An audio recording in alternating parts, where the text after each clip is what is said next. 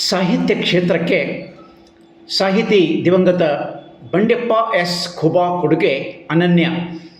ಗಡವಂತಿಯಲ್ಲಿ ಮಾಣಿಕ್ ಪ್ರಭು ಸಂಸ್ಥಾನದ ಪೂಜ್ಯ ಚೈತನ್ಯರಾಜ್ ಪ್ರಭು ಕನ್ನಡ ಹಾಗೂ ಹಿಂದಿ ಸಾಹಿತ್ಯಕ್ಕೆ ಕಲ್ಯಾಣ ಕರ್ನಾಟಕ ಭಾಗದ ಹಿರಿಯ ಸಾಹಿತಿ, ಅನುವಾದ ಹಾಗೂ ಪಂಚಭಾಷಾ ಪಂಡಿತರಾದ ದಿವಂಗತ ಬಿ ಎಸ್ ಖುಬಾ ಅವರ ಕೊಡುಗೆ ಅನನ್ಯ ಎಂದು ಮಾಣಿಕ ಪ್ರಭು ಸಂಸ್ಥಾನದ ಕಾರ್ಯದರ್ಶಿ ಚೈತನ್ಯರಾಜ್ ಪ್ರಭು ಅವರು ಅಭಿಪ್ರಾಯಪಟ್ಟರು. ತಾಲೂಕಿನ ಗಡವಂತಿ ಗ್ರಾಮದ ಬ್ರಹ್ಮಕುಂಜದಲ್ಲಿ ಭಾನುವಾರ ಆಯೋಜಿಸಿದ ದಿವಂಗತ ಬಿ ಎಸ್ ಖುಬಾ ಅವರ ನುಡಿನಮನ ಹಾಗೂ ಬಿ ಎಸ್ ಖುಬಾ ಸರ್ವೋದಯ ಟ್ರಸ್ಟ್ ಅನಾವರಣಗೊಳಿಸಿ ಮಾತನಾಡಿ, ಬಹುಭಾಷಾ ಪಂಡಿತರಾಗಿದ್ದ ಖುಬಾ ಅವರು ಮಾಣಿಕ್ ಪ್ರಭು ಸಂಸ್ಥಾನದ ಪೀಠಾಧಿಪತಿ ಡಾಕ್ಟರ್ ಜ್ಞಾನರಾಜ್ ಅವರು ಹಿಂದಿಯಲ್ಲಿ ಬರೆದ ಅನೇಕ ಕವಿತೆಗಳನ್ನು ಕನ್ನಡದಲ್ಲಿ ಅನುವಾದಿಸಿ ಮಹಾರಾಜರ ಪ್ರಶಂಸೆಗೆ ಪಾತ್ರರಾಗಿದ್ದರು. ಅಷ್ಟೇ ಅಲ್ಲ, ಕನ್ನಡ ಹಾಡುಗಳನ್ನು ಮರಾಠಿಗೆ, ಹಿಂದಿಗೆ ಅನುವಾದಿಸಿ ಸರ್ವರಿಂದ ಸೈ ಎನಿಸಿಕೊಂಡಿದ್ದರು. ಮಾಣಿಕ್ ಪ್ರಭು ಸಂಸ್ಥಾನದಲ್ಲಿ ಕನ್ನಡ ಮತ್ತು ಹಿಂದಿ ರಾಜ್ಯ ಮಟ್ಟದ ಕವಿಗೋಷ್ಠಿ ಆಯೋಜಿಸಬೇಕೆಂಬ ಅವರ ಕನಸು ನನಸಾಗಿಸುವುದಕ್ಕಾಗಿ ಪ್ರಭು ಸಂಸ್ಥಾನ ಇನ್ನೇನು ಸಿದ್ಧತೆ ಮಾಡಿಕೊಳ್ಳಬೇಕು ಎನ್ನುವಷ್ಟರಲ್ಲಿ ಖುಬಾ ಅವರ ಅಗಲಿಕೆಯಿಂದ ಅದು ನನಸಾಗಿಯೇ ಉಳಿಯಿತು ಎಂದರು. ಹಿರಿಯ ಸಾಹಿತಿ, ನಿವೃತ್ತ ಪ್ರಾಧ್ಯಾಪಕ ಡಾಕ್ಟರ್ ಸೋಮನಾಥ್ ಯಳ್ವಾರ್ ಅವರು ಖುಬಾ ಅವರ ಕುರಿತು ಮಾತನಾಡಿದರು. ಈ ಸಂದರ್ಭದಲ್ಲಿ ಸಾನ್ನಿಧ್ಯ ವಹಿಸಿದ್ದ ಆಶೀರ್ವಚನ ನೀಡಿದ ಬ್ರಹ್ಮಕುಮಾರಿ ಈಶ್ವರೀಯ ವಿಶ್ವವಿದ್ಯಾಲಯದ ಜಿಲ್ಲಾ ಮುಖ್ಯಸ್ಥೆ ರಾಜಯೋಗಿಣಿ ಪ್ರತಿಮಾ ಬಹೇಲ್ಜಿ ಅವರು ಖುಬಾ ಅವರ ಕುರಿತು ಮಾತನಾಡಿದರು. ಹಿರೇಮಠದ ವಿರೂಪಾಕ್ಷ ಸ್ವಾಮೀಜಿ, ಡಾಕ್ಟರ್ ಸಂತೋಷ್, ಹುಮನಾಬಾದ್ನ ರಾಜಯೋಗಿಣಿ ಮಂದಾಕಿನಿ ಬೆಹನ್, ಉಷಾ ಬೆಹನ್, ರಾಧಾ ಬೆಹನ್, ಪಾರ್ವತಿ ಬೆಹನ್, ಮಂಗಲಾ ಬೆಹನ್, ಜ್ಯೋತಿ ಬೆಹನ್, ಈಶ್ವರ್ ಕಲಬುರ್ಗಿ, ರಾಜ್ಕುಮಾರ್ ಕಲಬುರ್ಗಿ, ಪ್ರವೀಣ್ ಕಲಬುರ್ಗಿ, ಬಸವಂತರಾವ್ ವಿಭೂತಿ, ಬಸವರಾಜ್ ಪೊಲೀಸ್ ಪಾಟೀಲ್ ಸೇರಿದಂತೆ ಅನೇಕ ಜನ ಗಣ್ಯರು ಈ ಕಾರ್ಯಕ್ರಮಕ್ಕೆ ಸಾಕ್ಷಿಯಾದರು. ಈ ಸಂದರ್ಭದಲ್ಲಿ ಅನೇಕರು ತಮ್ಮದೇ ಆದ ಅಭಿಪ್ರಾಯಗಳನ್ನು ಮಂಡಿಸಿದರು.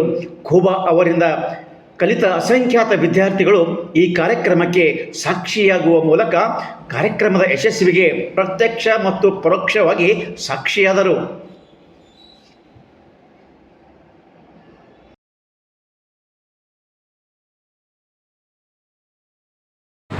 उसको हम बांटते हुए, उसमें सहभागी होते हुए अपनी संवेदनाएं व्यक्त करते हैं। और ये जो क्षति है, मेरा मानना है कि केवल खुबा परिवार को ही नहीं बल्कि समस्त समाज को पहुंची है, क्योंकि बंडेप्पा खुबा जी के रूप में हमने केवल एक व्यक्ति नहीं बल्कि एक, जिसको कहते हैं, एक समाज सेवक, सेवा की भावना को लेके जो चलते थे, अपने स्वार्थ के ऊपर जिन्होंने लोगों की सेवा, समाज का उद्धार जिन्होंने अपना लक्ष्य रखा और उस दिशा में उन्होंने अपना जीवन समर्पित किया। ब्रह्मकुमारी मूवमेंट जो है उससे वे जुड़े और समाज की उन्होंने सेवा की। ये बड़े ही गर्व का विषय है, बड़े अभिमान का विषय है।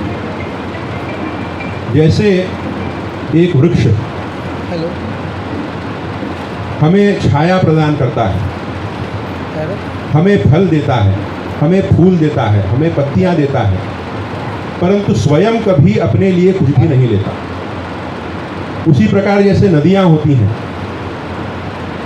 नदियां हमें अपना जल देती हैं, हमारे जीवन का सहारा बनती हैं, परंतु कभी स्वयं के लिए वो कुछ नहीं लेती। उसी प्रकार से बंडेप्पा खुबा जी ने अपने स्वार्थ से ऊपर उठकर समाज के लिए जो विचार किया है वह अत्यंत श्लाघनीय है और उसका कौतुक, उसकी प्रशंसा हम सबको करनी चाहिए। आज हम जानते हैं कि उनका निधन हुआ, आज वे भी हमारे बीच नहीं है, परंतु मृत्यु जो है वह केवल शरीर की होती है, परंतु उस व्यक्ति के जो कार्य हैं वे सदा के लिए अमर होकर रह जाते हैं। तो मेरा मानना है कि भले ही बंडेप्पा जी आज हमारे बीच नहीं है, सदैव हमारे बीच नहीं है, उनका निधन हो चुका है, परंतु उनके कार्यों के रूप में उन्होंने जो काम किए, उन्होंने जो प्रेरणा प्रदान की समाज को और उन्होंने जो काम किए, उन कार्यों के रूप में वे आज भी हमारे बीच हैं और सदा के लिए, सदा सर्वदा के लिए अजर अमर बन के हमारे बीच रहेंगे। जैसा कि अभी परिचय में बताया जा रहा था कि कन्नड़ा और हिंदी दोनों में अत्यंत प्रवीण थे, दोनों ही भाषाओं में उन्होंने MA की डिग्री प्राप्त की और उस अनुषंग से वे प्रभु संस्थान से भी जुड़े। अनेक वर्षों से माणिक प्रभु संस्थान से वे जुड़े रहे और वहाँ भी उन्होंने अपनी सेवाएं प्रदान की, क्योंकि हिंदी भाषा में वे अत्यंत प्रवीण थे। तो जैसा आप जानते हैं कि श्री ज्ञानराज माणिक प्रभु महाराज की जो हिंदी की कविताएं हैं, कुछ उन कविताओं को खूबा जी ने कन्नड़ा में ट्रांसलेट किया था और इतनी सुंदरता से, इतनी उत्तम रीति से ट्रांसलेशन हुआ कि जब उन्होंने वो कविताएं पढ़कर सुनाई वहाँ संस्थान में महाराज जी को और ज्ञानराज महाराज जी को, तो अत्यंत प्रसन्न हुए और उन्होंने जो वार्षिक हमारा दत्त जयंती का कार्यक्रम होता है, प्रभु दरबार होता है, उसमें खूबा जी को उन कविताओं के पठन करने के लिए निवेदन किया और प्रभु जयंती के दरबार में भी श्री स्वर्गीय खूबा जी ने उन कविताओं को पढ़ा और बहुत लोगों ने उनका कौतुक किया। तो ऐसा उनके अंदर ऐसी प्रतिभा थी कि बहुत ही जल्दी जिससे भी वे मिलते थे उसके ऊपर उनका प्रभाव पड़ जाता था। ऐसा मिलनसार उनका व्यक्तित्व था। माणिक प्रभु महाराज के प्रति, माणिक प्रभु संस्थान के प्रति उनकी प्रगाढ़ ऐसी श्रद्धा थी। माणिक नगर के प्रति उनका अत्यंत ऐसा अभिमान था, बहुत भक्ति थी और उस दिशा में भी वे कार्य करते रहे। मुख्य रूप से उनका जो कार्य है, उनका जो जीवन है, वो एक आदर्श बनकर आज समाज के सामने स्थापित हुआ है। मेरा ये पूरा विश्वास है कि उनका ये जो आदर्श है, उस आदर्श को, उनके कार्य को आज ये जो ट्रस्ट भी यहाँ पर स्थापित हुआ है, उस ट्रस्ट के माध्यम से उनके कार्य को आगे बढ़ाया जा रहा है और उनके परिवार के सभी सदस्यगण इस कार्य को आगे बढ़ाने में सक्षम हैं, समर्थ हैं, ऐसा मेरा विश्वास है, ऐसा मानना है। और कुछ शायद 1 वर्ष पहले वो स्कूटर पर हुमनाबाद से जब आते थे तो रास्ते में एक बार मेरी उनसे मुलाकात हुई थी। तो बड़े ही स्नेह से उन्होंने बातचीत की और मुझसे कहा कि एक बार उन्हें माणिक नगर में कन्नड़ा और हिंदी का ऐसा संयुक्त कवि सम्मेलन आयोजित करना है, ऐसी उनकी बड़ी इच्छा थी, ऐसा उन्होंने बताया था। परंतु दुर्भाग्यवश बाद में ऐसी परिस्थितियां नहीं बन पाई। परंतु भाषा के लिए, साहित्य के लिए एक जो जागरण, एक जो जागृति समाज में उन्होंने लाई, वो अत्यंत ही प्रशंसनीय है और हम सबको उसका अनुकरण करना चाहिए। ये बताते हुए भी मुझे अत्यंत अभिमान होता है कि उनके पोते श्री राजकुमार जी, उनकी आज प्रभु संस्थान के प्रति बड़ी श्रद्धा है। माणिक प्रभु महाराज के प्रति उनका जो भक्ति है, उनका जो अभिमान है, वो अत्यंत उत्तम है और उनके ही कार्य को, उनकी परंपरा को आज वे आगे बढ़ा रहे हैं। हुमनाबाद PWD में जब राजकुमार जी यहाँ थे तो बहुत ही बड़ी सेवा उन्होंने माणिक नगर के लिए, इस प्रांत के लिए, प्रभु संस्थान के लिए अपनी सेवा दी। उसके लिए मैं उनका अभिनंदन बार बार करता ही हूँ और उनकी प्रशंसा करता हूँ, क्योंकि ऐसे डेडिकेटेड जो ऑफिसर्स होते हैं उनकी हमें आज समाज में बहुत आवश्यकता है, जो कि अपना विचार छोड़कर अपनी ड्यूटी को प्रायोरिटी देते हैं और कार्य को उत्तम रीति से कैसे एग्जीक्यूट करना है, ये बहुत भली भांति वे जानते हैं। मेरा कहने का तात्पर्य यह है कि उनके परिवार में ये जो संस्कार चले आ रहे हैं, अपने से ऊपर समाज को रखना, अपने से ऊपर अपने कार्य को रखना, ये जो संस्कार उनके परिवार में चले आ रहे हैं, उनका संवहन जो है आज राजकुमार जी बड़ी उत्तम रीति से कर रहे हैं। इसका बड़ा आनंद है और भविष्य में भी इस परिवार के सभी सदस्य इन आदर्शों को, इन मूल्यों को लेकर आगे बढ़ेंगे और समाज के उत्थान में, समाज की अभिवृद्धि में अपना योगदान देंगे। ऐसी कामना करते हुए, ऐसा विश्वास करते हुए मैं अपनी वाणी को विराम देता हूँ। धन्यवाद। ಅವರು ಹೇಳ್ಬೇಕು ನಾನು ಅಂತಂದರೆ ಬೀದರ್ ಜಿಲ್ಲೆಯ ಸಾಂಸ್ಕೃತಿಕ ರಾಯಭಾರಿಯಾಗಿದ್ದರು. ಅವರು ಒಂದು ರೀತಿ ಸಾಂಸ್ಕೃತಿಕ ರಾಯಭಾರಿಯಾಗಿದ್ದರು. ಸಾಂಸ್ಕೃತಿಕ ರಾಯಭಾರಿ ಅಂತ ನಾವು ಕರೆಯುವಂಥ ಸಂದರ್ಭ ಬಂದಾಗ ಒಂದಕ್ಕೆ ಸಂಬಂಧ ಆಗೋದಿಲ್ಲ, ಎಲ್ಲವುಗಳನ್ನು ಒಳಗೊಂಡಂತಹದ್ದು. ಸಾಹಿತ್ಯಕ್ಕೆ, ಧಾರ್ಮಿಕ ಕ್ಷೇತ್ರಕ್ಕೆ, ಸ್ವಲ್ಪ ರಾಜಕೀಯ ನಂಟುತನೂ ಇತ್ತು ಆ ಸಂದರ್ಭದೊಳಗೆ. ಅವರು ಶಿಕ್ಷಕರಾಗಿ ಬಹಳ ಅದ್ಭುತವಾದಂಥ ಸೇವೆಯನ್ನು 37 ವರ್ಷಗಳ ಕಾಲ ಮಾಡಿದರು ಅಂತ ಈಗ ತಾನೇ ಅವರು ಕೆಲವರು ಹೇಳಿದರು. ಅವರು ಒಂದು ದೃಷ್ಟಿಯಿಂದ ಕೌಟುಂಬಿಕ ಬದುಕಿನೊಳಗೆ, ಮತ್ತೊಂದು ದೃಷ್ಟಿಯಿಂದ ಸಾಮಾಜಿಕ ಬದುಕಿನೊಳಗೆ, ಎರಡರಲ್ಲಿಯೂ ಕೂಡ ತಮ್ಮದೇ ಆಗಿರತಕ್ಕಂಥ ಒಂದು ನೆಂಟತನವನ್ನು ಹೊಂದಿದ್ರು ಅವರು. ಮತ್ತು ಯಾರಿಗೂ ಯಾವುದಕ್ಕೂ ಸೊಪ್ಪು ಹಾಕೋರಲ್ಲ, ನೇರವಾಗಿರತಕ್ಕಂಥ ಸ್ವಭಾವ ಮತ್ತು ಸಹಜವಾಗಿ ಸರಳವಾಗಿ ಮಾತಾಡುವವರು ಮತ್ತು ಅಷ್ಟೇ ಸಹೃದಯಿಗಳು ಮತ್ತು ಸೃಜನಶೀಲರು. ಬಹಳ ಸಂದರ್ಭ ಬಂದಾಗ ಅವ್ರಿಗೆ ನಮಗೆ ಸ್ವಲ್ಪ ಚರ್ಚೆ ನಡೀತಿತ್ತು. ಯಾಕಂದರೆ ನಾವು ಬಸವ ತತ್ವಾಭಿಮಾನಿಗಳು, ಅವರು ಈಶ್ವರೀಯ ವಿಶ್ವವಿದ್ಯಾಲಯದೊಳಗೆ ಇರ್ತದೆ, ಮಂದಾಕ್ಷಿಣಿ ಭವನಿಜಿ ಗೊತ್ತದೆ. ಯಾಕಂದರೆ ಅದು ಬಹಳ ಆತ್ಮೀಯವಾದಂಥ ಒಂದು ಚರ್ಚೆ ಅಂದರೆ ಜಗಳ ಅಲ್ಲ. ಬಸವಣ್ಣವರಿಗೂ ಮತ್ತು ಶಿವಬಾಬಾಗೂ ವ್ಯತ್ಯಾಸ ಇಲ್ಲ ಅಂತ ಅವರು ವಾದ ಮಾಡ್ತಿದ್ರು. ಇಲ್ಲ, ಭಾಳ ವ್ಯತ್ಯಾಸ ಅದ ಅಂತ ನಾನು ವಾದ ಮಾಡ್ತಿದ್ದೆ. ಭಾಳ ಚರ್ಚೆ ನಡೀತಿತ್ತು. ಅವ್ರು ಎಷ್ಟರ ಮಟ್ಟಿಗೆ ನಮ್ಮ ಮ್ಯಾಗ ಆತ್ಮೀಯರಾಗಿದ್ರು ಅವರು ಅಂತಂದರೆ, ನಿಮ್ಮನ್ನು ಒಮ್ಮೆಲೆ ನಾನು ಮೌಂಟ್ ಅಬು ಕರ್ಕೊಂಡು ಹೋಗ್ತೀನಿ ಅಂತ ನಮ್ದು ಕರ್ಕೊಂಡು ಹೋಗಿದ್ರು ಅವರು. ಇವರು ಮಂದಾಕಿನಿ ಭವನದ ಜೊತೆಗೆ ನಾವು ಮೌಂಟ್ ಅಬು ಕೂಡ ಹೋಗಿ ಬಂದ್ವಿ. ಅಲ್ಲಿ ಎಲ್ಲ ವಿಚಾರಗಳನ್ನು ನೋಡಿದ್ದೀವಿ ಇಲ್ಲಂತಲ್ಲ. ಅನೇಕ ವಿಷಯಗಳಲ್ಲಿ ಬಹಳಷ್ಟು ಸಾಮ್ಯತೆಗಳನ್ನು ಗುರುತಿಸ್ತೀವಿ. ಅದನ್ನು ಹೇಳ್ತಿದ್ರು ಅವರು. ಅದ್ರ ಬಗ್ಗೆನೇ ಒಂದು ಪುಸ್ತಕನೂ ಬರೆದ್ರು ಅವರು, ವಿಚಾರ ವೀಚಿ ಅಂತ ಒಂದು ಬರೆದ್ರು. ಒಂದು 2-3 ಪುಸ್ತಕಗಳನ್ನು ಕೂಡ ಬರೆದ್ರು ಅವರು. ಅವ್ರು ಬರೆದಾಗ ಪ್ರತಿಯೊಂದು ಪುಸ್ತಕನೂ ನಾನು ಕೊಡ್ತಿದ್ರು ಅವರು. ಹೀಗಾಗಿ ಅವರು ಕೇವಲ ಕವಿಯಲ್ಲ, ಕೇವಲ ಕಥೆಗಾರನಲ್ಲ, ಕೇವಲ ಅನುವಾದಕನಲ್ಲ, ಆಧುನಿಕ ವಚನಕಾರರು ಕೂಡ ಬಹಳ ಆಗಿದ್ರು ಅವರು. ನಮ್ಮ ಜಿಲ್ಲೆಯೊಳಗೆ ಬಹಳ ಮಹತ್ವದ ಸಾಹಿತಿ ಅಂತ ಅನಿಸಿದ್ರು ಅವರು. ಆ ಕಾಲದೊಳಗೆ ಬಹಳ ಕಡಿಮೆ ಜನ ಬರೀತಿದ್ರಿ. ಮೊದಲ ಒಂದು 2-3 ಹೆಸರಿತ್ತು. ದೇಶಾಂಶ ಹುಡುಗಿ ಅವ್ರದ್ದು, ಈ ಕಡೆ ಬಂಡೆಪ್ಪ ಕೂಬಾ ಅವ್ರದ್ದು, ಮತ್ತು ನಮ್ಮಲ್ಲಿ GB ವಿಸಾಜಿ ಅವರು. ಇವು 3 ಬಿಟ್ಟರೆ ಮತ್ತೆ ಯಾರೂ ಬರೀತಿರಲಿಲ್ಲ ಆ ವೇಳೆಯೊಳಗೆ. ಅದರಲ್ಲಿ ವಿಶೇಷವಾಗಿ ಹಿಂದಿ, ಕನ್ನಡ, ಉರ್ದು ಮತ್ತು ಮರಾಠಿ 4 ಭಾಷೆಯೊಳಗೆ ಅವರ ಪ್ರಭುತ್ವ ಇತ್ತು. ಈ 2 ಭಾಷೆ ಕಲಿದೆ ಭಾಳ ಕಷ್ಟ. ನಾನು ಕೇಳ್ತಿದ್ದವರಿಗೆ, ಬರೀ ಕನ್ನಡದೊಳಗೆ ಬಿಟ್ಟು ಇಷ್ಟೆಲ್ಲ ಹೆಂಗೆ ಕಲ್ತ್ರಿ ಅಂತಂದ್ರೆ ಅವ್ರ ಕತೆ ಈಗ ಅವ್ರು ಹೇಳಿದ್ರಲ್ಲ, ಮೊದಲು ಅವರು ಶಿಕ್ಷಣ ಪ್ರಾರಂಭ ಆದ ಮರಾಠಿಯೊಳಗೆ. ಆಮೇಲೆ ಇಲ್ಲಿ ಕನ್ನಡ ಕಲಿಯುವಂಥ ವೇಳೆಯೊಳಗೆ ಭಾಳ ಕಷ್ಟ ಇತ್ತು ರೀ. ಹುಮ್ನಾಬಾದ್ನೊಳಗೆ ನಾ 79ರೊಳಗೆ ಬಂದಾಗೂ ಕಾಲೇಜಿನೊಳಗೆ ಕನ್ನಡ ತೊಗೋಬೇಕಾದ್ರೆ ಹುಡುಗರಿಗೆ ನಾವು ಅವ್ರಿಗೆ ನಮಸ್ಕಾರ ಮಾಡಿ ಕರಿತಿದ್ವಿ, ಕನ್ನಡ ತಗೋ ಅಂತ. ಸುಮಾರು 2 ವರ್ಷ 3 ವರ್ಷ ನಾವು 4, 2, 3 ಹುಡುಗರು ಇಟ್ಕೊಂಡು ಕನ್ನಡ ಆಪ್ಷನಲ್ ಕಲಿಸಿದ್ದೀವಿ ಆ ವೇಳೆಯೊಳಗೆ. ಯಾಕಂದರೆ ಈ ಭಾಗ ಹಾಗಿತ್ತು, ಉರ್ದು ಪ್ರಭಾವ, ಹಿಂದಿ ಪ್ರಭಾವ ಇತ್ತು.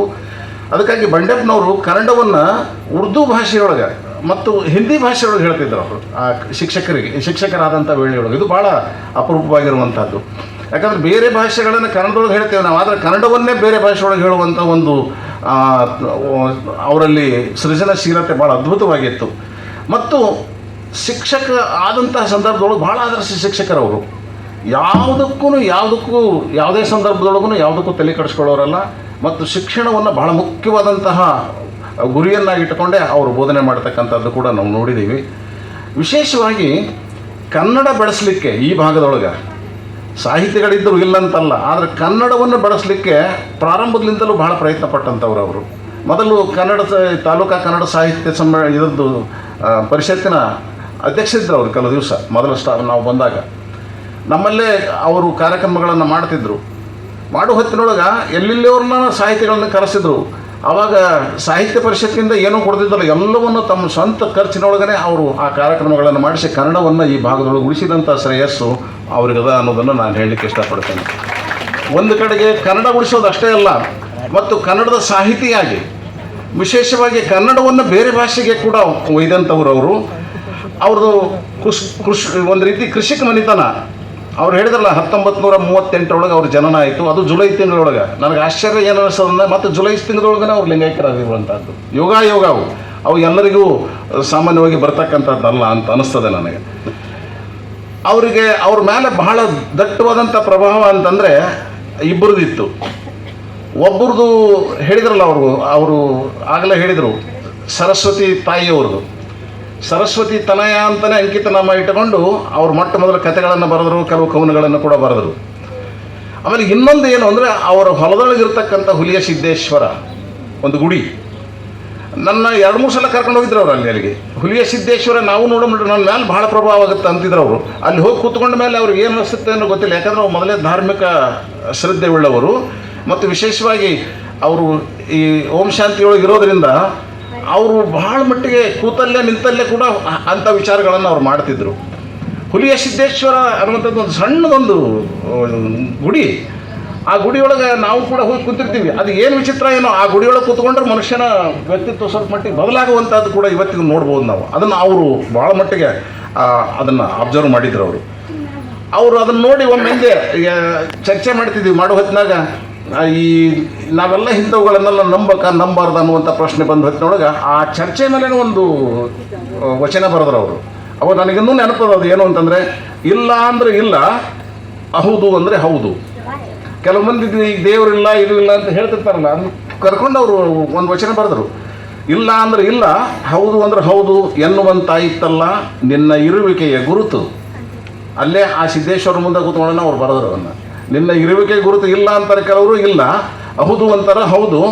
ಇಂಥ ಪರಿಸ್ಥಿತಿ ಬಂತಲ್ಲ ನಿನ್ನ ಗುರುತಿನೊಳಗೆ ಅಂತ ಬರೆದು, ನಂಬಿ ಕೆಟ್ಟವರಿಲ್ಲ, ನಂಬದೇ ಕೆಟ್ಟವರು ಕೆಡಲಿ ಎಂದು ಹೇಳಿದ ಮಾತು ಸರಿ ಅನಿಸುತ್ತಿದೆಯಲ್ಲ, ನಿನ್ನ ನಂಬಿದ ನನಗೆ ಹುಲಿಯ ಸಿದ್ದೇಶ್ವರ ಅಂತ ಅದನ್ನು ಬರೆದರು. ಭಾಳ ಆಶ್ಚರ್ಯ ಆಯ್ತು ನನಗೆ. ಅಂದರೆ ನಂಬಿಕೆ ಅನ್ನುವಂಥದ್ದು ಜೀವನದೊಳಗೆ ಎಷ್ಟು ಮುಖ್ಯ ಅನ್ನುವಂಥದ್ದನ್ನು ಬಹುಶಃ ಅವ್ರು ನನಗೆ ಕಲಿಸಿದ ಪಾಠ ಅಂತ ನಾನು ತಿಳ್ಕೊಂಡಿದ್ದೀನಿ. ಅದನ್ನು ನನಗೊಮ್ಮೆ ನೆನಪು ಬರ್ತದೆ. ಯಾಕಂದರೆ ಕೆಲವು ಮಂದಿ ಹೇಳ್ತಿರ್ತಾರಲ್ಲ, ಬಂಜಿಯವರು ಹೇಳ್ತಿರ್ಬೇಕು ಅವರು, ಅಂದರೆ ನಂಬಿದ ತಂದೆ ನಂಬಲಿಲ್ಲ, ನಂಬಿದ ಮಗ ಪ್ರಹ್ಲಾದ ಅನ್ನುವಂಥದ್ದೊಂದು ಇದು ಕೂಡ ನಮಗೆ ಬರ್ತದೆ. ಅಂದರೆ ಅದು ನಂಬಿದವರಿಗೆ ಕಂಬದಿಂದಲೋ ಪ್ರತಿಬಿಂಬದಿಂದಲೋ ಎಲ್ಲಿಯೇನೋ ಅವನ ದರ್ಶನ ಆಗ್ತದೆ ಅಂತಕ್ಕಂಥ ಒಂದು ನಂಬಿಕೆ ಏನಿತ್ತಲ್ಲ, ಅದು ನಮ್ಮ ಬಂಡೆಪ್ಪ ಖೂಬಾಸ್ ಅವರಲ್ಲಿ ಇತ್ತು ಅನ್ನುವಂಥದ್ದನ್ನು ನಾನು ಹೇಳಲಿಕ್ಕೆ ಇಷ್ಟಪಡ್ತೇನೆ. ಮತ್ತು ಅವರು ಹಿಂದಿ ಕನ್ನಡದಲ್ಲಿ 2 ಡಿಗ್ರಿ ಮಾಡ್ಕೊಂಡಿದ್ರು, MA BEd ಕೂಡ. ಅದರೊಳಗೆ ಮೊಟ್ಟ ಮೊದಲು ಜಿಮ್ಮ ಮತ್ತು ಸರಸ್ವತಿ ತನಯ ಜಿಂಬ ಅಂತ ನೋಡಿ. ಜಿಮ್ಮ ಅಂತಂದ್ರೆ ಅವರಿಗೆ ಒಂದು ರೀತಿ DVG ಅವರ ಪ್ರಭಾವ. ಮಂಕುತಿಮ್ಮನ ಕಗ್ಗ ಏನಿತ್ತಲ್ಲ ಅದನ್ನು ಭಾಳ ಓದ್ತಿದ್ರು ಅವರು. ಆ ಮಂಕುತಿಮ್ಮನ ಕಗ್ಗವನ್ನು ಇಟ್ಕೊಂಡೆ ನಾನು ಯಾಕೆ ಬರಿಬಾರ್ದು ಅಂತ ತಿಳ್ಕೊಂಡು ಸರಸ್ವತಿ ತನಯ ಜಿಮ್ಮ ಅಂತಲೇ ಇವರೊಂದು ಪುಸ್ತಕ ಬರೆದು ಭಾಳ ಸೊಗಸಾದಂಥದ್ದು. ಅದು ಪೆದ್ದ ಜಿಮ್ಮ ಅನ್ನುವಂಥದ್ದು. ಅದೇ ಕಾವ್ಯರಾಮ ಅನೇಕ ಕಥೆಗಳಿಗೆ ಕೂಡ ಅವರು ಅನ್ವಯಿಸ್ಕೊಂಡ್ರು. ಆದರೆ ಆಶ್ಚರ್ಯ ಅಂತಂದರೆ ಅವರು 1952ರಿಂದ ಬರೀಲಿಕ್ಕೆ ಪ್ರಾರಂಭ ಮಾಡಿದರು. ವಿದ್ಯಾರ್ಥಿ ಇದ್ದಾಗಲೇ, ಅವರಿನ್ನೂ ಶಿಕ್ಷಕರಾಗಿರಲಿಲ್ಲ. ಬರೀಲಿಕ್ಕೆ ಪ್ರಾರಂಭ ಮಾಡಿದರು. ಆದರೆ ಅದನ್ನು ಪ್ರಕಟ ಮಾಡಿದ್ದು 1995ರೊಳಗೆ. ಅವರು ಮೊಟ್ಟ ಮೊದಲನೇ ಅಳುನಗೆಯ ಸುಳಿಯಲ್ಲಿ ಪೆದ್ದ ಜಿಮ್ಮ ಅನ್ನುವಂಥದ್ದು ಮೊದಲನೇ ಅವರ ಒಂದು ಸಾಹಿತ್ಯ ಕೃತಿ. ಅದು 1995ರೊಳಗೆ. ಅದೇ ವರ್ಷವೇ ಅವರು ಇನ್ನೊಂದು ಕೃತಿ ತಂದರು. ಅವಾಗ ಅವರಿಗೆ 58 ವರ್ಷ. ಅವ್ರು ಹೇಳ್ತಿದ್ದರು, ತಂದು ಕೊಟ್ಟಾಗ ಮಾತಾಡ್ತಿದ್ದೀವಿ ನಾವು, ಇದನ್ನ ಯಾಕೆ ಬರೆದ್ರೆ ನೀವು ಏನು ಹೆಸರಿಟ್ಟಿರಿ ಅಂತಂದ್ರೆ ಹೇಳೋರು ಅವರು 58ರಲ್ಲಿ ಅನುತ್ತರನ ಪೌರುಷ. ನೋಡಿ ಎಷ್ಟು ಚೆನ್ನಾಗಿರುವಂಥದ್ದು ಆ ಪುಸ್ತಕದ ಹೆಸರಿಟ್ಟರವರು. 58ರೊಳಗೆ ಅನುತ್ತರನ ಪೌರುಷ. ಇಲ್ಲಿ ಉತ್ತರ ಕುಮಾರ ಬೇರೆ, ಇದು ಅನುತ್ತರ ಅಂತ ತಿಳ್ಕೊಂಡು ಅದನ್ನು ಹೇಳಿ 58ರೊಳಗೆ ಬರೆದದ್ದು. ತಮ್ಮ ಜೀವನದ ಅನೇಕ ಘಟನೆಗಳನ್ನು ಬಹಳ ಸುಂದರವಾಗಿ ಬರೆದಂಥದ್ದನ್ನು ನಾವು ಅಲ್ಲಿ ನೋಡ್ತೇವೆ. ಆಮೇಲೆ ಪುರಸ್ಕಾರ ಅಂತ 1996ರೊಳಗೆ ಅವ್ರ ಕೃತಿ ಬಂತು. ನಾನೇ ನೀವು ಬರೀ ಉಳಿದದ್ದು ಬರೀತೀರಿ, ಕನ್ನಡದೊಳಗೆ ಹೆಚ್ಚು ಬರೆದ್ರಿ, ಕನ್ನಡಕ್ಕೆ ಬರೆದ್ರಿ. ಆಮೇಲೆ ನಮ್ಮ ಈಶ್ವರೀಯ ವಿಶ್ವವಿದ್ಯಾಲಯದ ಹಲವಾರು ತಾತ್ವಿಕ ಅಂಶಗಳನ್ನು ಮತ್ತು ನಮ್ಮ ಶರಣರ ಅಂಶಗಳನ್ನು ಜೋಡಿಸಿಕೊಂಡು ಕೂಡ 3-4 ಕೃತಿಗಳನ್ನು ಬರೆದರು. ಬರೆದ ಹೊತ್ತಿನೊಳಗೆ ನೀವೆಲ್ಲ ಬರೆದ್ರಿ, ನಿಮ್ಮೂರೊಳಗನೆ ಒಬ್ಬ ದೊಡ್ಡ ಶರಣದಾನ, ಅವನ ಕುರಿತು ಯಾಕೆ ಮಾಡಬಾರ್ದು ಅಂತ ಒಮ್ಮೆ ನಾವು ಚರ್ಚೆ ಮಾಡಿದ್ದೀವಿ. ಮುಗ್ಧ ಸಂಗಯ್ಯನ ಕುರಿತು ಮುಂದೆ ಅವರೊಂದು ಕೃತಿ ತಂದರು. ಆ ಮುಗ್ಧ ಸಂಗಯ್ಯ ಅಂತಕ್ಕಂಥ ಕೃತಿ. ಈ ಮುಗ್ಧ ಸಂಗಯ್ಯನ ಅನ್ನುವಂಥ ಕೃತಿ ತಂದ ಮೇಲೆ ಅವರಿಗೆ ಆಧುನಿಕ ವಚನ ಬರೀಬೇಕು ಅಂತ ಅನಿಸ್ತಂತೆ. 2001ರೊಳಗೆ ಅವ್ರದ್ದು ಶತಕಾಂತದ ವಚನ ಶತಕ ಅಂತ ಒಂದು ಕೃತಿ ಪ್ರಕಟ ಆಯಿತು. ಎಷ್ಟು ಚೆನ್ನಾಗಿದೆ ನೋಡಿ. ನಾವು ತಲೆಬರ ಇಟ್ಕೊಳ್ಳೋದು ಕೂಡ ಭಾಳ ಆಕರ್ಷಕವಾಗಿರುವಂಥ ತಲೆಬರಗಳು ನನಗೆ ಭಾಳ ಹಿಡಿಸ್ತಿತ್ತು ಅವರು. ಈ ಶತಕಾಂತದ ವಚನ ಶತಕ ಅಂದರೆ ಏನು ಅಂತ ನಾನು ಕೇಳಿದೆ. ಅಂದರೆ 2000 ಶತಕ ಅಂತ್ಯ ಆಗ್ತದ, ಈ ಮುಂದಿನ ಶತಕ ಒಳಗೆ ಬರ್ತದ ಅಂತ. ಆಮೇಲೆ ಇದರ ಕುರಿತೇ ನಾನು 100 ಪದ್ಯಗಳನ್ನು 100 ಆಧುನಿಕ ವಚನಗಳನ್ನು ಇಲ್ಲಿ ಇಟ್ಕೊಂಡಿದ್ದೀನಿ ಅಂತ ಹೇಳಿ ಶತಕಾಂತದ ವಚನ ಶತಕ ಅಂತ ಹೇಳಿ ಅದಕ್ಕೆ ಹೆಸರಿಟ್ಟು ಅದನ್ನು ಅವರು ಬರೆದರು. ಅದಕ್ಕೆ ಕಾರಣ ಯಾರು ಅಂತಂದರೆ ಹುಲಿಯ ಸಿದ್ದೇಶ್ವರ ಅಂತ. ಹುಲಿಯ ಸಿದ್ದೇಶ್ವರ ಅನ್ನುವಂಥ ಅಂಕಿತದೊಳಗನೆ ಆ ವಚನಗಳನ್ನು ಅವರು ಬರೆದರು. ಇದಕ್ಕಿಂತ ಮುಂಚೆ ಯುಗವಾಣಿ ಅನ್ನುವಂಥದ್ದು ಕೂಡ ಅವರು ಬಂದಿತ್ತು. ಅದು ಹುಲಿಯ ಸಿದ್ದೇಶ್ವರನ ಇಟ್ಟುಕೊಂಡೇ ಆ ಪ್ರೇರಣೆಯಿಂದಲೇ ಬರೆದಿದ್ದಂಥದ್ದು. ಬಹುಶಃ ನನಗನ್ನಿಸ್ತದೆ ಈ ಹುಲಿಯ ಸಿದ್ದೇಶ್ವರನ ಪ್ರೇರಣೆ ಅವ್ರಿಗೆ ಬಹಳಿತ್ತು. ಅದಕ್ಕೆ ನೀವು ನಂದೊಂದು ಸಲಹೆ ಇದು ಏನು ಅಂತಂದರೆ, ಈ ಹುಲಿಯ ಸಿದ್ದೇಶ್ವರ ಅವರಿಗೆ ಒಂದಿಲ್ಲ ಒಂದು ರೀತಿಯಿಂದ ಆತ್ಮಸ್ಥೈರ್ಯವನ್ನು ತುಂಬುವಂಥದ್ದು ಮತ್ತು ಆತ್ಮದ ಚೈತನ್ಯವಾದಂಥ ಒಂದು ಸಂಗತಿ ಇರೋದರಿಂದ ಅದನ್ನು ಈ ಟ್ರಸ್ಟ್ಗೆ ಏನಾದರೂ ಜೋಡಿಸ್ಕೊಳ್ಳಿಕ್ಕೆ ಸಾಧ್ಯದನೋ ಅನ್ನುವಂಥದ್ದನ್ನು ತಾವು ವಿಚಾರ ಮಾಡಬೇಕು. ಮತ್ತು ಇನ್ನೊಂದು ಏನು ನಾನು ಅಂದೆ, ಅವರು ಯಾಕಂದರೆ ಈ ಭಾಗದೊಳಗೆ ಸಾಂಸ್ಕೃತಿಕ ರಾಯಭಾಗಿ ಆಗಿರೋದರಿಂದ ಅವರು ಕನ್ನಡ ಕಟ್ಟುವಂಥ ಕೆಲಸ ಮೊದಲು ಮಾಡಿದರು, ಜೊತೆಗೆ ಸಾಹಿತ್ಯದ ಕೆಲಸ ಮಾಡಿದರು, ಅನುವಾದಕರಾದರು ಮತ್ತು 2-3 ಭಾಷೆ ಒಳಗೆ ಮತ್ತು ಆಧ್ಯಾತ್ಮದೊಳಗೂ ಕೂಡ ಅವರ ಒಂದು ಪ್ರಗತಿ ಬಹಳ ದೊಡ್ಡದಿತ್ತು ಅಂತಕ್ಕಂಥದ್ದು. ಸುಮಾರು 17ಕ್ಕಿಂತ ಹೆಚ್ಚು ಕೃತಿಗಳನ್ನು ಅವರು ಪ್ರಕಟ ಮಾಡಿದ್ದಾರೆ. ಎಲ್ಲಕ್ಕಿಂತ ಇನ್ನೊಂದು ಬಹಳ ಮಹತ್ವದ ಕೃತಿ ನಾನು ಗಮನಿಸಿದ್ದೇನು ಅಂದರೆ 100 ವಚನಗಳನ್ನು ಅವರು ಹಿಂದಿಗೆ ಟ್ರಾನ್ಸ್ಲೇಷನ್ ಮಾಡಿದ್ದು. ಅಂದರೆ 100 ಶರಣರ ವಚನಗಳನ್ನು ಅವರು ಹಿಂದಿಗೆ ಮಾಡಿದ್ದು. ಇದು ಬಹಳ ದೊಡ್ಡ ಕೆಲಸ. ಆಗಿನ ಕಾಲದೊಳಗೆ ಮೊದಲು ಇವತ್ತು ಯಾರ್ಯಾರೋ ಮಾಡ್ತಾ ಇದ್ದಾರೆ ಇಲ್ಲಂತಲ್ಲ, ಆದರೆ ಆ ಕಾಲದೊಳಗೆ ಅವ್ರು ಹೇಳಿದ್ರಲ್ಲ, ಮಾಣಿಕ್ ಪ್ರಭುಗಳ ಹಾಡುಗಳನ್ನು ಕೂಡ ಅವರು ಅನುವಾದ ಮಾಡಿದ್ದಾರೆ ಅನ್ನುವಂಥದ್ದು. ಒಬ್ಬ ಅನುವಾದಕನಾಗಿ 1-2 ಭಾಷೆಗಳ ಮಧ್ಯದ ಸಂವಾಹಕನಾಗಿ ಕೆಲಸ ಮಾಡೋದು ಭಾಳ ಸರಳವಾದಂಥ ಕೆಲಸ ಅಲ್ಲ. ಯಾಕಂದರೆ ಅದು 2 ಭಾಷೆಗಳ ತಾತ್ವಿಕತೆ ಮತ್ತು ಅದರ ಸಂಪೂರ್ಣವಾದಂಥ ಅರಿವು ಆ ಲೇಖಕನಿಗೆ ಇರಬೇಕಾಗ್ತದೆ. ಅಂಥ ಒಂದು ದೊಡ್ಡ ಶಕ್ತಿ ನಮ್ಮ ಬಂಡೆಪ್ಪ ಖೂಬಾಜಿಯವರಲ್ಲಿತ್ತು. ಅವರು ಸಾಮಾನ್ಯವಾದಂಥ ಸಾಹಿತಿಯಾಗಿರಲಿಲ್ಲ. ಒಂದು ದುರ್ದೈವ ನನಗೇನು ಅನ್ನಿಸ್ತದೆ ಅಂತಂದರೆ, ಬೀದರ್ ಜಿಲ್ಲೆಯಲ್ಲಿ ಬಹಳಷ್ಟು ಒಳ್ಳೊಳ್ಳೆ ಸಾಹಿತಿಗಳಿದ್ದಾರೆ.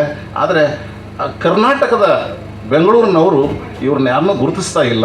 ಯಾಕಂದರೆ ಒಂದು ವೇಳೆ ಗುರುತಿಸಿದ್ರೆ ಇನ್ನಷ್ಟು ಹೆಚ್ಚಿನ ಒಂದು ಸಾಹಿತ್ಯದ ಕೃಷಿ ಅವರಿಂದ ಆಗಲಿಕ್ಕೆ ಸಾಧ್ಯ ಇತ್ತು ಅನ್ನುವಂಥ ಮಾತನ್ನು ನಾನು ಹೇಳಲಿಕ್ಕೆ ಇಷ್ಟಪಡ್ತೇನೆ. ಅವರ ಸಾಹಿತ್ಯಿಕ ಬದುಕು, ಧಾರ್ಮಿಕ ಬದುಕು, ಸಾಮಾಜಿಕ ಬದುಕು ಮತ್ತು ಕೌಟುಂಬಿಕ ಬದುಕು ಬಹಳ ವಿಸ್ತೃತವಾಗಿರುವಂಥದ್ದು, ವಿಶಾಲವಾಗಿರುವಂಥದ್ದು. ಈಗ ತಾನು ಹೇಳಿದ್ರಲ್ಲ, ಕಲಬುರಗಿ ಅವ್ರ ಮನೆ ಬಹಳ ದೊಡ್ಡ ಮನೆ, ಅದೊಂದು ಮಹಾಮನಿ. ಅದು ಮಹಾಮನಿನೇ ಕಟ್ಟಿದ್ರು ಅವರು ಅಂತ ನನಗನ್ನಿಸ್ತದೆ. ಬಸವಣ್ಣವರು ಒಂದು ಕಡೆಗೆ ಭಾಳ ಚಂದ ಹೇಳ್ತಾರೆ, ಏನು ಅಂತಂದರೆ, ಕರ್ತ ನಟ್ಟಿದಡೆ ಮರ್ತ್ಯದಲ್ಲಿ ಮಹಾಮನೆಯ ಕಟ್ಟಿದೆ. ದೇವರು ಹುಟ್ಟಿಸ್ತಾನ ನಮಗೆ, ಹುಟ್ಟಿಸಿದ ಮೇಲೆ ಇದು ಮರಳಿ ಬಂದು ನಾವು ಏನು ಮಾಡಬೇಕು ಅಂತಂದರೆ, ಮನೆ ಕಟ್ಕೋಬಾರ್ದು, ಮಹಾಮನೆ ಕಟ್ಟಬೇಕಂತೆ. ಮನೆ ಕಟ್ಕೊಡೋದು ನಮ್ಮ ಪೂರ್ತಿ ಆಯಿತು. ಮಹಾಮನೆ ಕಟ್ಟೋದು ಅಂದರೆ ಬಂಧಿಯವರೆಲ್ಲ ಕಟ್ತಾರಲ್ಲ ಮಹಾಮನೆಗಳು, ಇವೆಲ್ಲ ಅಂದರೆ ಎಲ್ಲರನ್ನ ಒಂದು ಮಾಡಿಕೊಂಡು ನಾವೆಲ್ಲರೂ ಒಂದೇ, ಮಾನವ ಕುಲ ಒಂದೇ, ಬೇರೆ ಅಲ್ಲ, ಎಲ್ಲರಿಗೂ ಒಂದು ರೀತಿ ಸರ್ವೋದಯವಾಗಲಿ ಅಂತಕ್ಕಂಥ ಭಾವನೆಗಳನ್ನು ಇಟ್ಕೊಂಡದ್ದು ಮಹಾಮನೆ. ಅಂಥದ್ದನ್ನು ಕುಬಾ ಅವರು ಮಾಡಿದರು. ಅದನ್ನೇ ಕರ್ತ ನಟ್ಟಿದಡೆ ಮರ್ತ್ಯದಲ್ಲಿ ಮಹಾಮನೆಯ ಕಟ್ಟಿದೆ, ಸತ್ಯ ಶರಣರಿಗೆ ತೊತ್ತು ಭೃತ್ಯನಾಗಿ ಸವೆದು ಬದುಕಿದೇನು. ಯಾಕಂದರೆ ಅವರು ಆ ವಚನ ಎಷ್ಟು ಅನ್ವಯಿಸ್ತದೆ ಅವರಿಗೆ ಅಂತಂದರೆ, ಸತ್ಯ ಶರಣರಿಗೆ ಅಂದರೆ ಸತ್ವವುಳ್ಳಂತಹ ಶರಣರಿಗೆ. ಶರಣ ಅನ್ನುವಂಥ ಪದ ಭಾಳ ವಿಶಾಲವಾಗಿರುವಂಥದ್ದು. ಅದಕ್ಕೆ ಯಾವುದೇ ಜಾತಿ, ಮತ, ಭೇದ, ಅಧಿಕಾರ ಯಾವುದೂ ಸೋಂಕಿಲ್ಲ. ಎಲ್ಲವನ್ನು ಮೀರಿ ನಿಂತದ್ದು, ಎಲ್ಲರಿಗೂ ಬೇಕಾಗಿದ್ದು. ಅಂಥವ್ರಿಗೆ ನಾನು ತೊತ್ತಾಗಿ ಅವರ ಸೇವಕನಾಗಿ ನಾನು ಬದುಕಿದೆ, ನನ್ನ ಬದುಕನ್ನು ಸವಿಸಿದೆ. ಅದಕ್ಕೆ ಕರ್ತನ ಬೆಸನ ಮತ್ತೆ ಬರಲಿ ಬಾ ಎಂದಟ್ಟಿದೊಡೆ. ಆ ದೇವರು ಮತ್ತೆ ನನಗೆ ನೀ ಹೊಳ್ಳಿ ಬಾ ಅಂತಂದಾಗ, ಕೂಡಲ ಸಂಗಮ ದೇವರ ನಿರೂಪಕ್ಕೆ ಮಹಾಪ್ರಸಾದವೆಂದೆನು. ನಾನು ಮಹಾಪ್ರಸಾದ ಅಂತ ಮತ್ತೆ ಹೋದೆ ಅನ್ನುವಂಥ ಮಾತನ್ನು ನಾವಿಲ್ಲಿ ಗಮನಿಸ್ತೇವೆ. ಬಹುಶಃ ಬಂಡೆಪ್ಪ ಖೂಬಾ ಅವರು ಇಲ್ಲಿ ಹೆಂಗಿದ್ರು ಅಂತಂದರೆ, ನನಗನ್ನಿಸ್ತದೆ ಒಮ್ಮೊಮ್ಮೆ ಅವರು ಯಾವುದಕ್ಕೂ ಹೆಚ್ಚು ಇದನ್ನು ವಿಚಾರ ಮಾಡ್ತಿರ್ಲಿಲ್ಲ. ಸುಮಾರು ಅವರು 80-85 ವರ್ಷದ ತನೂ ಒಂದು ಸ್ಕೂಟರ್ ಮೇಲೆ ಹುಮ್ನಾಬಾದಕ್ಕೆ ಬರ್ತಿದ್ರು. ನಾವು ನಶಿನೊಳಗೆ ವಾಕಿಂಗ್ ಬರ್ತಾ ಇದ್ವಿ, ದಾರಿಯೊಳಗೆ ಕೂಡ್ತಿದ್ರು. ಸರ್ ಎಲ್ಲಿಗೆ ಹೊಂಟಿರಿ ಅಂತಂದರೆ ಅವರು ಈಶ್ವರಿ ವಿಶ್ವವಿದ್ಯಾಲಯಕ್ಕೆ ಹೋಗ್ತಿದ್ರು. ಭಾಳ ಆಸಕ್ತಿ ಅವರಿಗೆ. ಅವು ಮುರುಳಿ ಕೇಳ್ತಕ್ಕಂಥದ್ದು, ಅದನ್ನು ಅವರು ಮುರುಳಿ ಕೇಳು ಹೊತ್ತ ಮತ್ತು ನನಗೂ ಕೂಡ ಕೆಲವು ಮುರುಳಿಗಳನ್ನು ಅವರು ಚರ್ಚೆ ಮಾಡ್ತಾಯಿದ್ರು. ಅಂತಹ ಒಬ್ಬ ಶ್ರೇಷ್ಠ ವಿದ್ವಾಂಸರವರು. ಅವರು ಈ ಭಕ್ತಿ ಎನ್ನುವಂಥ ಪೃಥ್ವಿಯ ಮೇಲೆ ಹೆಂಗಿದ್ರು ಅಂದರೆ, ಈ ಭಕ್ತಿ ಅಂದರೆ ಪ್ರೀತಿ ರೀ. ಈ ವಚನಗಳನ್ನು ನಾವು ನೋಡುವಾಗ ಭಾಳ ನೋಡಬೇಕು. ಪ್ರೀತಿ ಅನ್ನುವಂಥದ್ದು ಈ ಪೃಥ್ವಿ, ಇಲ್ಲಿ ಪ್ರೀತಿನೇ ಇದೆ, ಮತ್ತೊಂದೇನಿಲ್ಲ. ಈ ಪೃಥ್ವಿ ಅನ್ನುವಂಥದ್ದು, ಭಕ್ತಿ ಅನ್ನುವಂಥ ಪೃಥ್ವಿಯೊಳಗೆ ಪ್ರೀತಿ, ಪ್ರೇಮ, ನಿರ್ಮೋಹ ಅಂತಕ್ಕಂಥ ಈ ಭೂಮಿಯೊಳಗೆ ಗುರು ಅನ್ನುವಂತಹ ಬೀಜ ಬಿದ್ದಿತ್ತು. ಗುರು ಅಂದರೆ ಆಚಾರ, ಆ ಗುರು ಅಂತಕ್ಕಂಥದ್ದು ಅರಿವು. ಆ ಅರಿವು ಅನ್ನುವಂಥ ಬೀಜ ಇಲ್ಲಿ ಅಂಕುರಿಸ್ತು. ಆ ಅರಿವು ಅನ್ನುವಂಥ ಬೀಜ ಲಿಂಗ, ಆ ಅರಿವು ಅನ್ನುವಂಥ ಬೀಜಕ್ಕೆ ಲಿಂಗ ಅನ್ನುವಂಥ ಎಲೆ ಆಯಿತು. ಲಿಂಗ ಅಂದರೆ ತತ್ವಂ ಅಂತ ನಾವು ಹೇಳ್ತೀವಿ. ತತ್ವ ಅಂದರೆ ಏನು ಬೇರೇನೂ ಅಲ್ಲ, ಅದು ನಾವೇ ಆಗೋದು. ತತ್ ಅಂದರೆ ಅದು, ತ್ವಂ ಅಂದರೆ ನೀನು ಅದೇ ಆಗೋದೇ ತತ್ವ, ಮತ್ತೊಂದು ಬೇರೇನೂ ಇಲ್ಲ. ಯಾವ್ದು ಇರ್ತದಲ್ಲ ನಾವು ಅದು ಆಗಬೇಕೆ ಹೊರತಾಗಿ ಇನ್ನೊಬ್ಬರು ಆಗೋದಲ್ಲ, ಅದರೊಳಗೆ ಯಾವುದೂ ಇರೋದಿಲ್ಲ, ನಾವು ಹಂಗಾಗೋದು. ಹಾಗಾಗಿ ಲಿಂಗ ಅನ್ನುವಂಥ ಎಲೆ ಆಯಿತು, ಜೊತೆಗೆ ವಿಚಾರ ಅನ್ನುವಂಥ ಹೂವಾಯಿತು. ವೈಚಾರಿಕತೆ ಬೇಕಲ್ಲ ಬದುಕಿನೊಳಗೆ, ಅವ್ರು ಹಂಗಾಯಿದ್ರು, ವಿಚಾರಗಳನ್ನು ಇಟ್ಕೊಂಡಿದ್ರು. ಆಮೇಲೆ ಆಚಾರ ಅನ್ನುವಂಥ ಕಾಯಿ ಆಯಿತು, ಕೊನೆಗೆ ನಿಷ್ಪತ್ತಿ ಅನ್ನುವಂಥ ಹಣ್ಣಾಯಿತು. ನಿಷ್ಪತ್ತಿ ಅನ್ನುವಂಥ ಹಣ್ಣು ತೊಟ್ಟು ಬಿಟ್ಟು ಕಳಚಿ ಬೀಳುವಲ್ಲಿ ಆ ಕೂಡಲ ಸಂಗಮ ದೇವ ತನಗೆ ಬೇಕೆಂದು ಎತ್ತಿಕೊಂಡ ಅಂತ ಬಸವಣ್ಣವ್ರು ಹೇಳ್ತಾರೆ. ಅಂಥ ದಿವ್ಯವಾದ ಬದುಕನ್ನು ಬದುಕಿ ನಮ್ಮೆಲ್ಲರಿಗೂ ಆದರ್ಶವಾಗಿ ಹೋಗಿರ್ತಕ್ಕಂತಹ ಆ ಪೂಜ್ಯರಾಗಿರ್ತಕ್ಕಂಥ ಬಂಡೆಪ್ಪ ಖೂಬಾಜಿಯವರಿಗೆ ನಾವೆಷ್ಟು ನುಡಿ ನಮನಗಳನ್ನು ಹಿಡಿದರೂ ಕೂಡ ಅವ್ರ ವ್ಯಕ್ತಿತ್ವಗಳನ್ನು ಹಿಡಿದಿಡಲಿಕ್ಕೆ ನಮಗೆ ಸಾಧ್ಯ ಇಲ್ಲ. ಆ ಶಬ್ದಕ್ಕೆ ಮೀರಿದ ಒಂದು ಜೀವನ ಕ್ರಮ ಅವರದು. ಅವರ ಬದುಕು ಮತ್ತು ಅವರ ಬರಹ, ಅವರ ಬಾಳ್ವೆ ಅವರ ಮುಂದಿನ ಕುಟುಂಬಕ್ಕೆ ಆದರ್ಶವಾಗಲಿ. ಆ ಕುಟುಂಬದವರು ಅವರ ಶ್ರೇಷ್ಠತೆಯನ್ನು, ಮೌಲ್ಯಗಳನ್ನು ಉಳಿಸಿಕೊಂಡು ಈ ಸಮಾಜದೊಳಗೆ ಅವರು ಮತ್ತಷ್ಟು ಅವರ ಹೆಸರನ್ನು ಉಳಿಸಿಕೊಡ್ತಾ ಬಾಳಲಿ ಅನ್ನುವಂಥ ಮಾತನ್ನು ಹೇಳ್ತಾ, ಕೊನೆಗೆ ಆ ಬಂಡೆಪ್ಪ ಖೂಬಾಜಿಯವರ ಆತ್ಮಕ್ಕೆ ಆ ಪರಮಾತ್ಮ ಶಾಂತಿಯನ್ನು ನೀಡಲಿ ಅಂತ ಹೇಳಿ ನನ್ನ 2 ಮಾತಲ್ಲಾಗಿರ್ಬೋದು, ಯೌವನಾವಸ್ಥೆಯಲ್ಲಾಗಿರ್ಬೋದು, ಗರ್ವಂತಿಗೆ ಬಂದ ಕ್ಷಣದಿಂದ ಆಗಿರಬಹುದು, ಸುಮಾರು 37 ವರ್ಷದವರು ಶಿಕ್ಷಕರ ವೃತ್ತಿಯಲ್ಲಿ ಆಗಿರ್ಬೋದು, ಶಿಕ್ಷಕರ ವೃತ್ತಿಯಿಂದ ನಿವೃತ್ತಿ ಆದ ಬಳಿಕ ಅಂತೂ ಪ್ರತಿಯೊಂದು ಹೆಜ್ಜೆಗಳು ಕೂಡ ಏನಪ್ಪ ಅಂದರೆ ಅದನ್ನು ನಿರೂಪಿಸಿದ್ರು. ನಾವು ಇರೋವರೆಗೆ ನಮ್ಮಲ್ಲಿರುವಂಥ ಶಕ್ತಿಯನ್ನು ನಾವು ಹೇಗೆ ಉಪಯೋಗಿಸಬೇಕು, ಅದರ ಒಂದು ಸರಿಯಾದ ಪ್ರಮಾಣವನ್ನು ನಾವು ಸಮಾಜಕ್ಕೆ ಯಾವ ರೀತಿ ಕೊಡಬಹುದು ಅನ್ನುವಂಥ ಒಂದು ದೊಡ್ಡ ಉದಾಹರಣೆಯನ್ನು ನಮ್ಮ ಮುಂದೆ ಇಟ್ಕೊಟ್ಟು ಹೋಗಿದ್ದಾರೆ. ಈ ಒಂದು ಅವರು ಬರೆದಿರುವಂತಹ ಸುಮಾರು ಪುಸ್ತಕಗಳಿರ್ಬೋದು, ಕೃತಿಗಳಿರ್ಬೋದು, ಅದರಿಂದ ಅವರು ಅಮರನೆನಿಸಿಕೊಂಡಿದ್ದಾರೆ. ಖೂಬಾಜಿಯವರು ಎಲ್ಲೂ ಹೋಗಿಲ್ಲ, ನಮ್ಮ ಜೊತೆಗೇ ಇರ್ತಾರೆ, ನಾವು ಹೋಗಬಹುದು ಆದರೆ ಅವರು ಇರ್ತಾರೆ ಅನ್ನುವಂಥ ಒಂದು ಸರಳವಾದಂಥ ಸುದೀರ್ಘವಾದಂಥ ಜೀವನ ಶೈಲಿಯ ಜೊತೆಗೆ ಅವರು ಅದನ್ನು ಹೇಳಿಕೊಟ್ಟಿದ್ದಾರೆ. ಅವರ ಜೀವನ, ಅವರು ಹುಟ್ಟಿದ್ದು ರಾಜೋಳ ಅನ್ನುವಂತಹ ಗ್ರಾಮದಲ್ಲಿ ಶರಣಬಸಪ್ಪ ಹಾಗೂ ರತ್ನಮ್ಮ ಖೂಬಾ ಅನ್ನುವ ದಂಪತಿಗಳು. ಅಲ್ಲಿಯೇ ಬಸವ ಕಲ್ಯಾಣ ತಾಲೂಕು ಆಗಿರೋದ್ರಿಂದ ಬಸವ ಕಲ್ಯಾಣದಲ್ಲಿ ಮರಾಠಿ ಭಾಷೆಯಲ್ಲಿ ಅವರು ವಿದ್ಯಾಭ್ಯಾಸ ಅರ್ಜನೆ ಮಾಡಲು ಹೋಗಿರುತ್ತಾರೆ. ಅವರ ಚಾಣಕ್ಷತೆಯನ್ನು ನೋಡಿ, ಸಾಹಿತ್ಯದ ಮೇಲೆ ಪ್ರೀತಿಯನ್ನು ನೋಡಿ, ಕೊಪ್ಪಳದ ಗುರುಗಳಾದಂತಹ ಶ್ರೀ ಪಾದಭಟ್ಟನವರ ಅವರ ಒಂದು ಆಸಕ್ತಿಯನ್ನು ಕಂಡು ನೀವ್ಯಾಕೆ ಕನ್ನಡ ಭಾಷೆಯಲ್ಲಿ ಮುಂದುವರಿಯಬಾರದು ಅಂತ ಅವರಿಗೆ ಹೇಳಿಬಿಟ್ಟು ಕನ್ನಡ ಭಾಷೆಯ ಒಂದು ಪ್ರಾಮುಖ್ಯತೆಯನ್ನು ಅವರಿಗೆ ಹೇಳಿಕೊಟ್ಟು ಜೀವನದಲ್ಲಿ ಅವರ ಜೀವನಕ್ಕೆ ಒಂದು ಸರಿಯಾದ ಮಾರ್ಗ ಕೊಟ್ಟು ಹುರಿದುಂಬಿಸುತ್ತಾರೆ. ಗುರುಗಳು ಹಾಕಿಕೊಟ್ಟ ದಾರಿಯಲ್ಲಿ ನಡೆದುಕೊಂಡು ಬರುತ್ತಾ ಅವರು ಹೇಗೆ ಗುರುಗಳಿಗೆ ಎಷ್ಟೊಂದು ಇದನ್ನು ಮಾಡಿದ್ರು ಅಂತಂದ್ರೆ, ರಾಜಣ್ಣವರಾಗಲಿ ಶಂಭುವಾಗಲಿ ಯಾವಾಗಲೂ ಹೇಳ್ತಿರ್ತಾರೆ, ಗುರುಗಳವರ ಮನೆಯಲ್ಲಿ ಇಷ್ಟೊಂದು ಒಡನಾಟ ಇರುತ್ತೆ, ಗುರುಗಳಿಗೆ ಗಂಡು ಮಕ್ಕಳು ಇರೋದಿಲ್ಲಂತೆ. ಅವರ ಧರ್ಮಪತ್ನಿಯಾದಂತಹ ಸರಸ್ವತಿ ಬಾಯಿಯವರು ಬಂಡೆಪ್ಪಾಜಿನವರಿಗೆ ಸ್ವಂತ ಮಗನಂತೆ ನೋಡಿಕೊಂಡು ಹೋಗಿರ್ತಾರೆ. ಇವರ ಒಡನಾಟ ಎಲ್ಲಿಗಾಗುತ್ತಂತಂದ್ರೆ, ಆ ಮನೆಯ ಮಗನಾಗಿ ಇವರು ಶಿಷ್ಯ ಹೋಗಿ ಆ ಮನೆಯ ಮಗನಾಗಿ ಬೆಳೆದು ಬಂದು ಗುರುಗಳು ಹಾಕಿಕೊಟ್ಟ ಅಂತ ಮಾರ್ಗದಲ್ಲಿ ಬೆಳೆದು ಹೆಮ್ಮರವಾಗಿ ಬೆಳೆದು ಇವತ್ತಿಗೂ ಗುರುಗಳ ಹೆಸರನ್ನು ಅಮರ ಮಾಡಿರುತ್ತಾರೆ. ಅದೇ ರೀತಿಯಾಗಿ ಮುಂದೆ ಗುರುಗಳ ಮಾರ್ಗದರ್ಶನದಂತೆ ಮರಾಠಿಯಿಂದ ಕನ್ನಡಕ್ಕೆ ಬಂದು ಅಲ್ಲಿ ಅವರು ವಿದ್ಯಾಭ್ಯಾಸವನ್ನು ಮುಂದುವರಿಸಿಕೊಂಡು ಜಸ್ಟಿಸ್ ಶಿವರಾಜ್ ಆಗಿರ್ಬೋದು, ನಮ್ಮ ಅಪ್ಪ ಶರಣಬಸಪ್ಪ ಅಪ್ಪ ಸಂಸ್ಥಾಪಕರ ಜೊತೆಯಾಗಿ ಕೂಡಿಕೊಂಡು ಮುಂದಿನ ಹೆಚ್ಚಿನ ವ್ಯಾಸಂಗವನ್ನು ಕಲಬುರಗಿಯಲ್ಲಿ ಮಾಡಿಕೊಂಡು ಬರ್ತಾ ಸುಮಾರು 1959ರಿಂದ 1959ರಲ್ಲಿ ಗಡವಂತಿಗೆ ಪ್ರಾಧ್ಯಾಪಕರಾಗಿ ಬಂದು ಇಲ್ಲಿ ಅವರ ಸೇವೆಯನ್ನು ಪ್ರಾರಂಭಿಸುತ್ತಾರೆ. ಇವರ ಸೇವೆ ನಡವಳಿಕೆಯನ್ನು ಎಲ್ಲ ನೋಡಿಕೊಂಡು ಗಡವಂತಿಯವರಾದ ಶ್ರೀ ವಿರೂಪಾಕ್ಷಪ್ಪ ಪಾರಂಬ ದಂಪತಿಗಳು ತಮ್ಮ ಮಗಳು ಅಯ್ಯಮ್ಮನಳಿಗೆ, ಒಬ್ಬಳೇ ಮಗಳಾದ ಅಯ್ಯಮ್ಮನಳಿಗೆ ತಗೊಳ್ಬೇಕು ಅಂತ ವಿಚಾರ ಮಾಡಿಕೊಂಡು ಗುರಿಯರಲ್ಲಿ ಅದನ್ನು ಪ್ರಸ್ತಾಪಿಸಿ ಖೂಬಾಜ್ಜನವ್ರನ್ನ ಮನೆ ಅಳಿಯನಾಗಿ ಮಾಡಿಕೊಂಡು ಮದುವೆ ಕಲ್ಯಾಣ ಮಹೋತ್ಸವವನ್ನು ಮಾಡಿರ್ತಾರೆ. 1959ರಿಂದ 1996ರವರೆಗೆ ಸುದೀರ್ಘ 37 ವರ್ಷ ಶಿಕ್ಷಕರಾಗಿ ಸೇವೆ ಸಲ್ಲಿಸುತ್ತಾ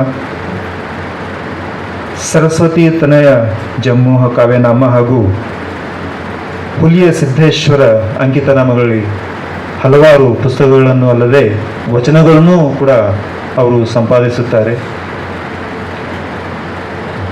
ಅವರ ಒಂದು ಸುದೀರ್ಘ ಸಾಹಿತ್ಯ ಲೋಕದಲ್ಲಿ ಅವರ ಸಾಹಿತ್ಯ ಪ್ರೇಮವನ್ನು ಮೆಚ್ಚಿ ಹುಮ್ನಾಬಾದ್ನ ತಾಲೂಕಾ ಪ್ರಥಮ ಕನ್ನಡ ಸಾಹಿತ್ಯ ಸಮ್ಮೇಳನದ ಸರ್ವಾಧ್ಯಕ್ಷರಾಗಿ, ಬೀದರ್ ಜಿಲ್ಲಾ ಪ್ರಥಮ ಆಧುನಿಕ ವಚನ ಸಾಹಿತ್ಯ ಸಮ್ಮೇಳನಾಧ್ಯಕ್ಷರಾಗಿ ಅವರನ್ನು ಗುರುತಿಸಲಾಗಿರುತ್ತದೆ. ಹಾಗೆಯೇ ಅತ್ಯನೇಕ ಪ್ರಶಸ್ತಿಗಳು ಅವರ ಮುಡಿಗೇರಿದ್ದಾವೆ. ಅದರಲ್ಲಿ ಕರ್ನಾಟಕದ ಸಾಹಿತ್ಯ ಅಕಾಡೆಮಿ ಗೌರವ, ಜಿಲ್ಲಾ ರಾಜ್ಯ ತತ್ವ ಪ್ರಶಸ್ತಿ, ಕಲ್ಯಾಣಿ ಪ್ರಶಸ್ತಿ, ಧರಿನಾಡ ಶ್ರೀ ಪ್ರಶಸ್ತಿ, ಹೀಗೆ ಹಲವಾರು ಪ್ರಶಸ್ತಿಗಳನ್ನು ಕೂಡ ಅವರಿಗೆ ಲಭಿಸಿದೆ. ಅದು ಸವಿಸ್ತಾರವಾಗಿ ನಮ್ಮ ಸಾಹಿತಿಗಳು ಡಾಕ್ಟರ್ ಸುಮನಾಥ್ ಅಜ್ಜರು ಹೇಳ್ತಾರೆ ಮುಂದೆ. ಈ ಒಂದು ಅಪಾರ ಸಾಹಿತ್ಯ ಜ್ಞಾನ ಭಂಡಾರದ ಜೊತೆಗೆ 2010ರಲ್ಲಿ ಅಜ್ಜಿಯವರ ಸ್ವರ್ಗವಾಸವಾದ ನಂತರ ಹಾಗೂ ಮೊದಲಿನಿಂದ ತಮ್ಮ ಅತ್ಯಮೂಲ್ಯವಾದಂತಹ ಪರಿವಾರವನ್ನು, ಅಂದರೆ 2 ಗಂಡು ಮಕ್ಕಳು 4 ಹೆಣ್ಣು ಮಕ್ಕಳ ಜೊತೆಗೆ 20 ಮಕ್ಕಳು ಮೊಮ್ಮಕ್ಕಳು, 23 ಮರಿಮೊಮ್ಮಕ್ಕಳನ್ನು ತೆಗೆದುಕೊಂಡು ಇಲ್ಲಿವರೆಗೆ ಬಹಳ ಅಚ್ಚುಕಟ್ಟಾಗಿ ಸಂಸಾರವನ್ನು ನಡೆಸಿಕೊಂಡು ಬಂದಿರುತ್ತಾರೆ. ಇವರ ಜೀವನ, ನಡೆದು ಬಂದ ದಾರಿ, ನೆರೆದಿರುವಂಥ ನಮ್ಮೆಲ್ಲರಿಗೂ ಅಚ್ಚುಕಟ್ಟಾಗಿ ಗೊತ್ತಿದೆ. ಹಾಗೂ ಈ ಒಂದು ವೇದಿಕೆ ಮೇಲೆ ಆಸೀನರಂತಹ ಗಣ್ಯರೆಲ್ಲರೂ